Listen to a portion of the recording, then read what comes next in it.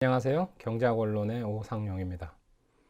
오늘은 그 두 번째 장으로 경제학자처럼 생각하기에 대해서 고민해 보도록 하겠습니다. 그러면 경제학자들은 과연 어떻게 고민하는가, 어떻게 생각하는가, 어떻게 분석하는가, 그런 내용이 이번 째 장의 주 내용이 되겠는데요. 경제학자도 과학자입니다. 경제학, 과학이죠. 과학의 한 부분이죠. 과학자로서의 경제학은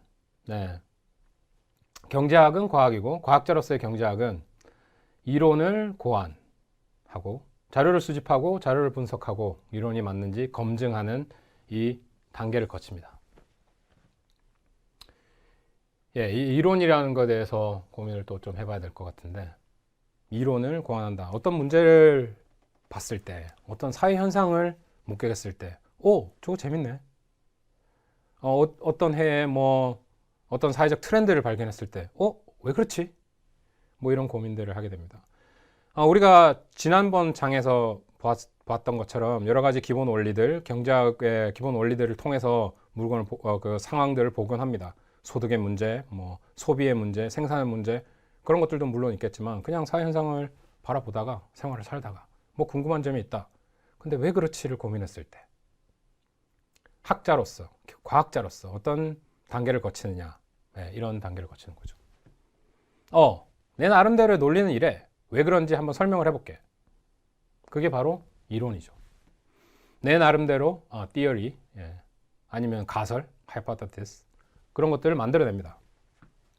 어떻게 이론을 고안하는지에 대해서 또 좀 고민을 해볼 거고, 이론을 고안해서 이론을 만들어가지고 모델을 세팅을 하고 거기에 대해서 풀었어요. 이렇게 이런 결론이 나와. 그럼 사람들이 이렇게 얘기하죠.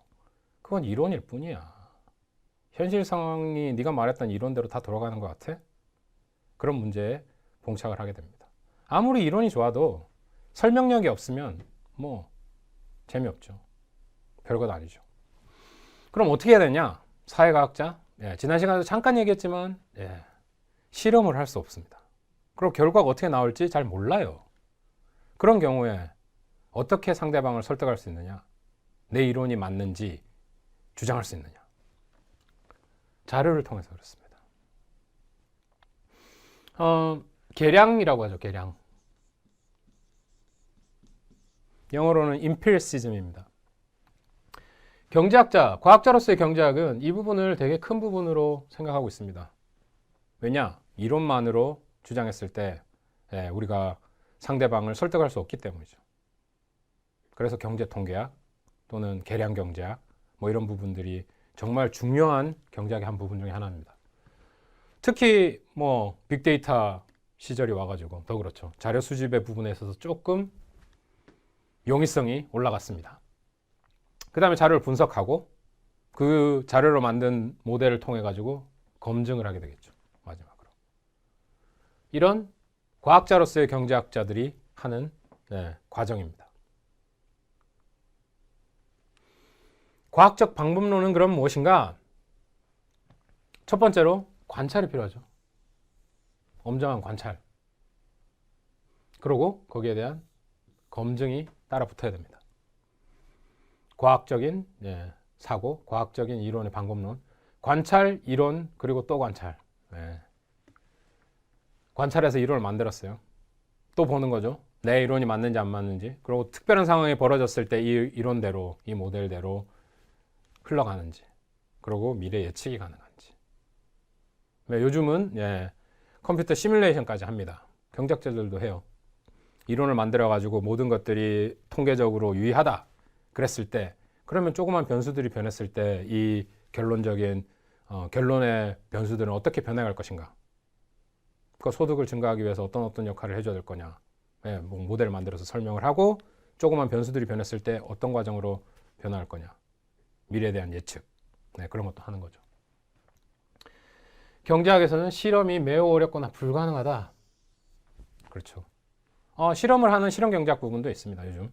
아까 얘기했듯이 합리성이 깨어졌을 때, 아니면 합리성을 검증하기 위해서 사람들을 심리학적인 세팅을 딱 놓고 한 사람 한 사람 설문을 한다든지 실험을 한다든지 해서 결론을 도출하기도 합니다. 그건 개별적인 소비적인 의사결정 과정에 대한 실험이 되겠죠. 그런데 전체적인 경제 내, 국가 경제 내에서 실험을 할 수 있느냐? 없죠. 그게 참 어려운 문제입니다. 내 의견이 맞는지 네 의견이 맞는지 한번 실험해보자. 예, 자연과학이면 세팅을 딱 놓고 뭐 실온에서 상온에서 아니면 4도에서 뭐 어떤 거를 실험하고 맞다 틀리다가 바로 결정이 나죠. 그렇죠. 수학적인 문제 방정식 놓고 풀면 누가 맞는지 틀렸는지 딱 결론이 납니다. 사회과학 할 수가 없죠. 물론 할 수도 있을지도 모릅니다. 국가에서 뭐 대통령이 동의한다거나 권력자가 동의한다고 해서 실험을 해볼 수는 있겠죠. 근데 실험의 결과가 너무 큽니다. 만약에 실패했을 때 경제적 손실 어마어마한 거죠. 국가 경제를 놓고 실험한다고 생각해 보면 그렇습니다. 그래서 불가능하다는 거죠. 매우 어렵거나 불가능하다. 실험실에서 실험을 할 수 없기 때문에 역사적 경험, 그게 바로 자료죠. 데이터를 통해서 귀납적인 추론을 하게 되는 겁니다. 그러니까 모델을 만드는 건 연역적인 추론이죠. 내가 어떤 사회 현상을 보고 이런 원리로 작동할 것이다. 연역적으로 추론을 해서 모델을 만든 다음에 귀납적인 추론, 자료를 통해서 귀납적인 추론을 얻는 거죠.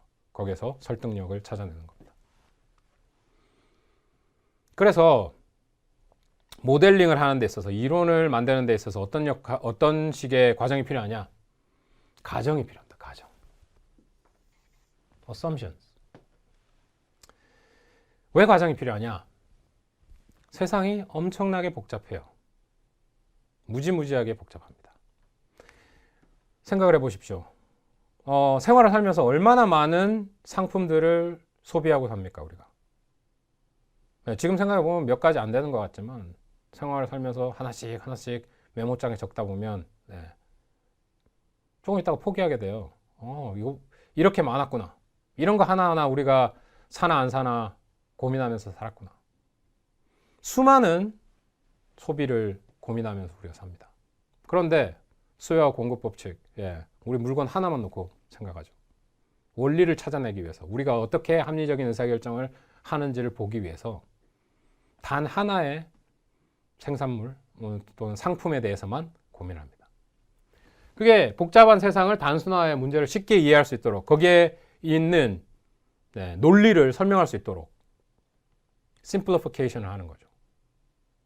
재화 100개를 생각하는 게 아니라 1개를 생각한다거나 재화 1000개를 생각하는 게 아니라 2개만 고민한다거나 그렇습니다. 다양한 재화를 고민하기 위해서 우리가 기본적으로 중급 미시에 가게 되면 두 가지의 재화를 고민하게 되는데요. 소비재 이론도 마찬가지입니다. 두 가지 재화에서 어떤 재화 두 가지 재화에서 선택의 문제를 통해서 우리가 수요 곡선을 도출해낼 수 있다. 소비재 이론이죠.